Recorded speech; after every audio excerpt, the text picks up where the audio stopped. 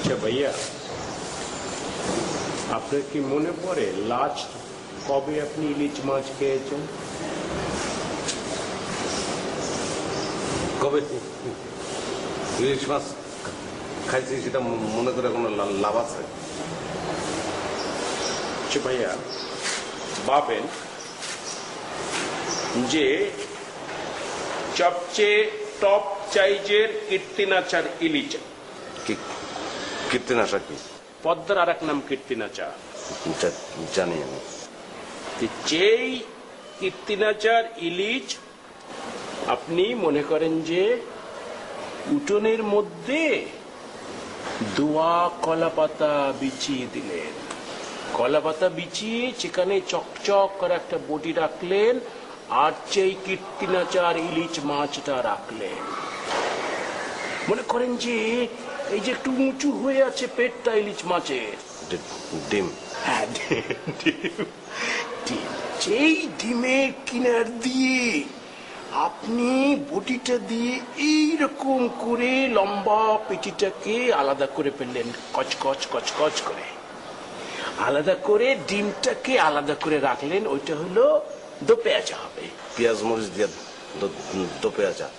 পেঁয়াজ মরিচ দিয়ে। এই যে তারপরে যে এই লম্বা পেটিটা, যেটাকে আপনি piece piece piece piece piece piece piece piece করে কাটলেন, বড় বড় পিস, বড় বড় পিচ কেটে অর্ধেক ধুয়ে আলাদা করে রাখলেন। ওইটা ভাজা হবে গরম তেলে। চাইলে ওই যে কম জালালা এক ধরনের মরিচ আছে না, শুকনা মরিচ, শুকনা মরিচ, শুকনা মরিচ, সেইটা চাইলে দিয়ে দিলেন, বাজলেন। তারপরে ওই যে বাকি যে অর্ধেক থাকলো, সেই অর্ধেক সেই অর্ধেক কাঁচকলা দিয়ে, লগে যদি দুই তিনটা করম চা দিয়ে দেওয়া যায় তাহলে ঝোলটা অসাধারণ। হ্যাঁ, একটু কম জল করে সেইটা দিয়ে মনে করেন যে, আর ওই যে বাসমতি চালের চাঁদা দপদপ করছে গরম ভাত, সেটা রান্না করলেন।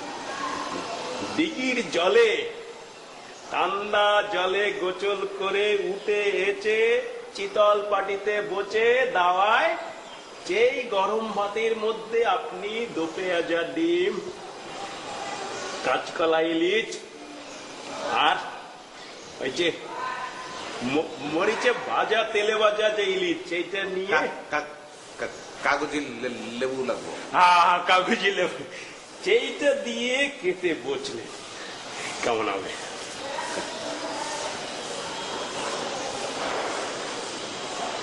মাছ তো মাছের বাসায় রান্না করেছে, পাশের বাসায় রান্না করছে মাছ, সেই গল্প তুই আমার সামনে করছ কেন?